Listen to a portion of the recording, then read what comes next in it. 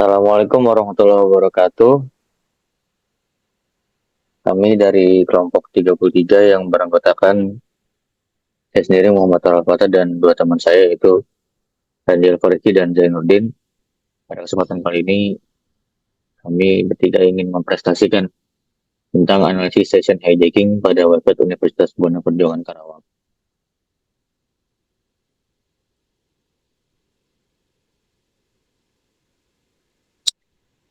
Dokumen ini membahas analisis season hijacking pada website Universitas Buana Perjuangan Karawang.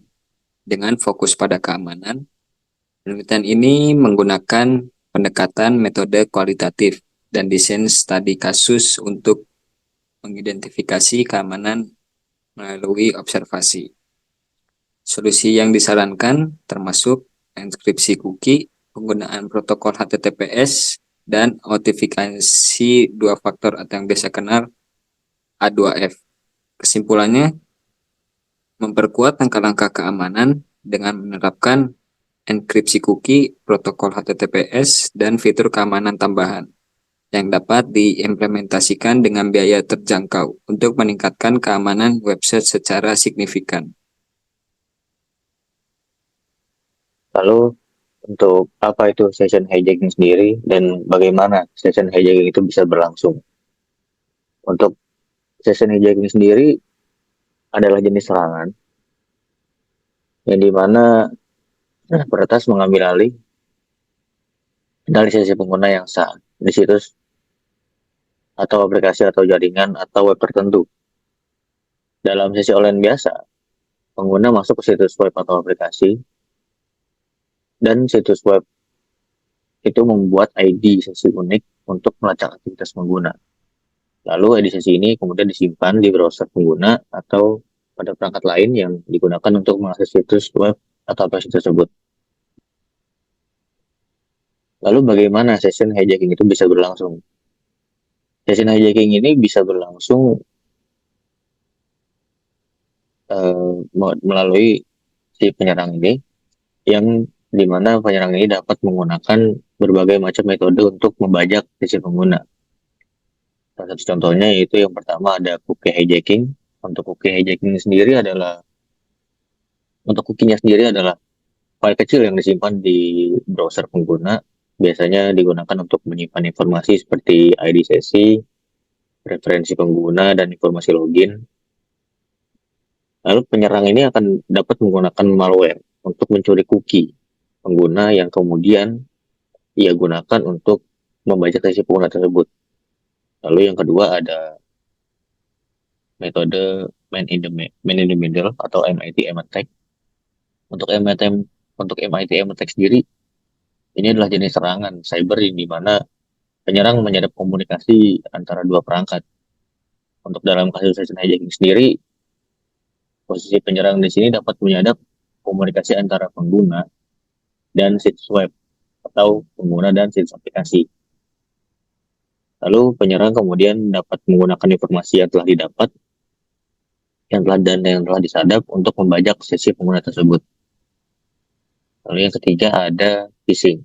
Phishing ini adalah teknik penipuan di mana penyerang mengirim email atau pesan palsu yang tampak seolah-olah berasal dari sumber yang terpercaya. Untuk emailnya atau pesan palsunya itu sendiri ini biasanya berisi tentang tautan yang mengarah ke situs web palsu yang dibuat oleh si penyerang. Situs web palsu ini biasanya meminta pengguna untuk memasukkan informasi sensitif seperti ID sesi atau credential login.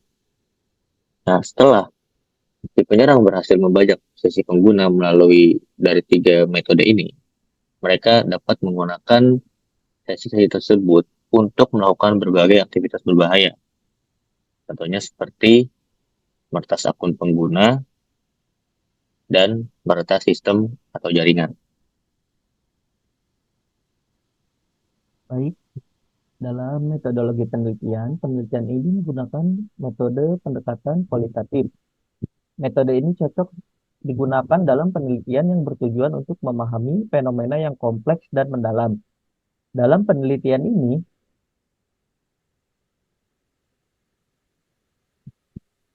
dalam penelitian ini peneliti akan melakukan analisis terhadap website Universitas Buana Perjuangan Karawang untuk memahami bagaimana serangan session hijacking dapat terjadi di website tersebut.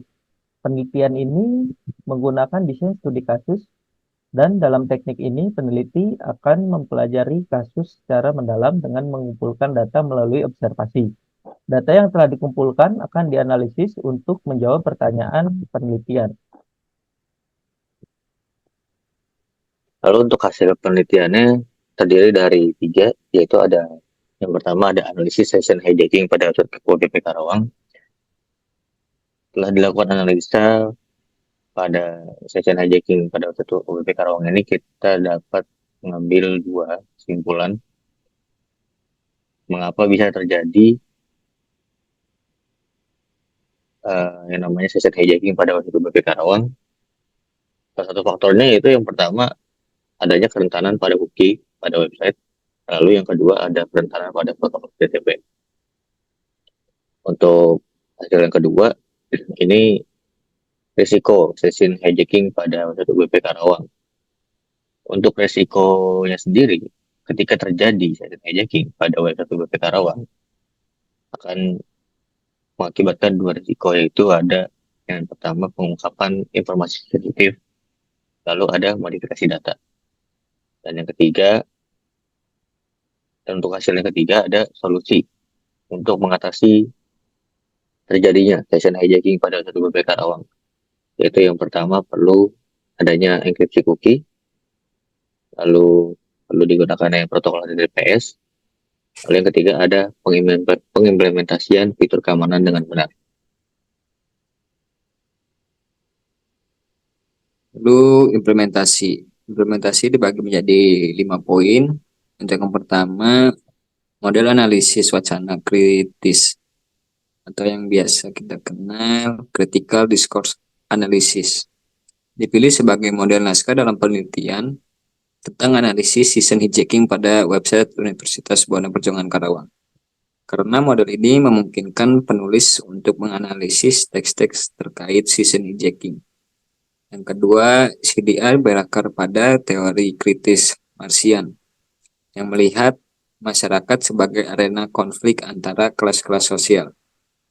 Yang ketiga, ada penerapan model naskah pada data, yang diantaranya ada pemilihan data, teknik analisis, identifikasi unit-unit analisis, dan hubungan antara elemen model naskah. Dan yang keempat, di sini ada penggunaan model naskah. Yang terakhir ada refleksi kontribusi model naskah.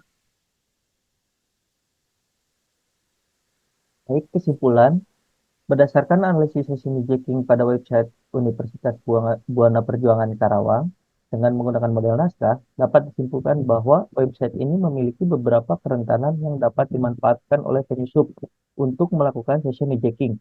Yang pertama yaitu penggunaan cookie untuk menyimpan sesi pengguna dalam bentuk teks biasa, dan yang kedua penggunaan protokol HTTP untuk menangani permintaan dari browser pengguna. Untuk mengatasi kerentanan-kerentanan tersebut, Universitas Buana Perjuangan perlu melakukan langkah-langkah berikut. Yang pertama, melakukan enkripsi cookie, yang kedua menggunakan protokol HTTPS, dan yang ketiga mengimplementasikan fitur keamanan seperti 2 faktor autentikasi. Dengan menerapkan langkah-langkah yang telah disebutkan, Universitas Buana Perjuangan Karawang dapat meningkatkan keamanan website dan melindungi pengguna dari ancaman session hijacking.